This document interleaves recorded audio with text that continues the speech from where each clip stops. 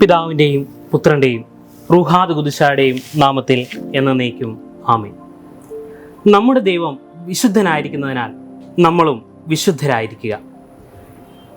അപ്പോസ്തലനായ വിശുദ്ധ പത്രോസ് എഴുതിയ ലേഖനം, ഒന്നാം ലേഖനം, അതിൻ്റെ 1-ാം അധ്യായം 15-ഉം 16-ഉം വാക്യങ്ങളെ ആസ്പദമാക്കി ഇന്ന് നമുക്ക് അല്പനേരം ധ്യാനിക്കാം.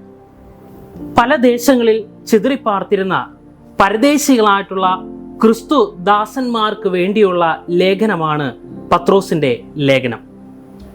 ഇവിടെ 1-ാം അധ്യായം അതിൻ്റെ 15-ഉം 16-ഉം വാക്യങ്ങളിലേക്ക് നമുക്ക് കണ്ണോടിക്കുവാനായിട്ട് ശ്രമിക്കുമ്പോൾ നമുക്ക് കാണുവാനായിട്ട് സാധിക്കുന്നത് എന്തെന്നാൽ, വിശുദ്ധിയോടുകൂടെ നിങ്ങളുടെ ജീവിതം മുന്നോട്ട് നയിക്കുക എന്ന് പറയുന്ന അപ്പോസ്തലനെയാണ്. ക്രിസ്തുവിൽ പൂർണ്ണ പ്രത്യാശ വെച്ചുകൊണ്ട് വിശുദ്ധിയുള്ള ജീവിതം നയിക്കുവാൻ അപ്പോസ്തലൻ നമ്മളോട് ആവശ്യപ്പെടുന്നു. ഇന്ന് നമ്മുടെ ജീവിത വിശുദ്ധി കളങ്കം വന്നുകൊണ്ടിരിക്കുന്നതായിട്ടുള്ള തലമുറകൾക്കുള്ള ആഹ്വാനമാണ് അപ്പോസ്തലൻ നടത്തുന്നത്. ജീവിതത്തിൻ്റെ ഏതൊരു കാലഘട്ടത്തിലും തെറ്റിൽ നിന്ന് തെറ്റിലേക്ക് ഓടിപ്പോകുവാനായിട്ട് ശ്രമിച്ചുകൊണ്ടിരിക്കുന്ന നമ്മളോടുള്ള ആഹ്വാനം. ക്രിസ്തുവിനെ പോലെ നമുക്കും വിശുദ്ധിയിൽ ആയിരിക്കുവാനുള്ള വലിയ ഉത്തരവാദിത്തമുണ്ട്.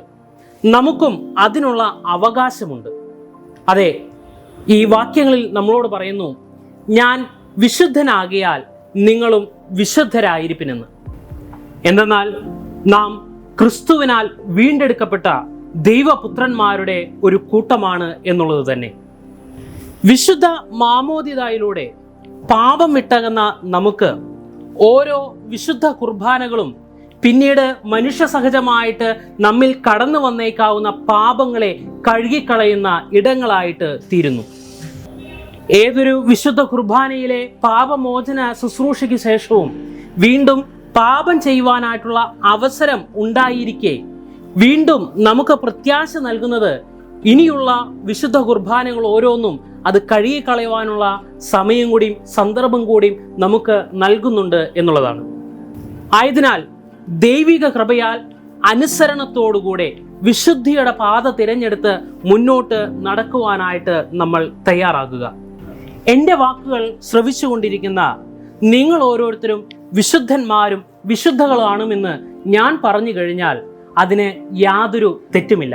കാരണം നമ്മുടെ പഴയ കാലത്തിൻ്റെ എല്ലാ ബന്ധനങ്ങളിൽ നിന്നും ക്രിസ്തുവിനാൽ വിടുതൽ പ്രാപിച്ച് നിൽക്കുന്ന നമ്മൾ വിശുദ്ധ മാമോദിതയും പാപ വിമോചന ശുശ്രൂഷയും ഒക്കെയും സ്വീകരിച്ചതായിട്ടുള്ള നമ്മൾ ആ വിശുദ്ധിയുടെ ജീവിതം തന്നെയാണ് ഇന്ന് നയിച്ചുകൊണ്ടിരിക്കുന്നത്. അതിനാൽ നാമും വിശുദ്ധർ തന്നെ. അതുകൊണ്ടാണ് അപ്പോസ്തലൻ പറയുന്നത്, ഞാൻ വിശുദ്ധനാകിയാൽ നിങ്ങളും വിശുദ്ധരായിരിപ്പിൻ, അനുസരണം കാണിപ്പിനെന്ന്. ഈ വിശുദ്ധത നമ്മുടെ ജീവിതത്തിൽ നിന്നും നഷ്ടപ്പെടാതിരിക്കുവാനായിട്ട് നമ്മൾ ഓരോരുത്തരും എന്നും പ്രവർത്തിച്ചു കൊണ്ടിരിക്കണം.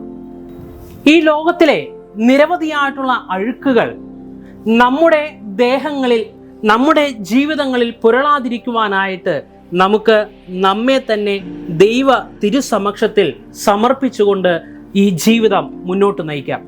ദൈവത്തിൻ്റെ പരിശുദ്ധാത്മാവിനാൽ നടത്തപ്പെട്ടുകൊണ്ട് ദൈവത്തിൻ്റെ വലിയ കൃപകൾ അനുഭവിച്ചുകൊണ്ട് നമുക്ക് മുന്നേറാം. ആയതിന് ദൈവം നമ്മെ സഹായിക്കുകയും ദൈവത്തിൻ്റെ പരിശുദ്ധാത്മാവിനാൽ നമ്മെ വഴി നടത്തുകയും ചെയ്യുമാറാകട്ടെ. ആമേൻ.